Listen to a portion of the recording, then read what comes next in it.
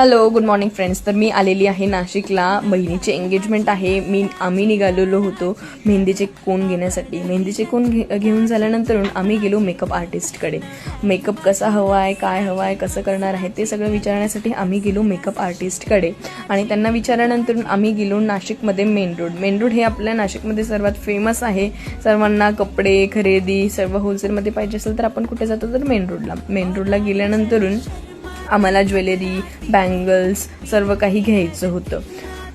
रेंटने आम्ही इकडे jewellery select केली आणि नंतर बँगल्स घ्यायला गेलो तर खूपच पाऊस सुरू झालेला होता मेन रोडमध्ये.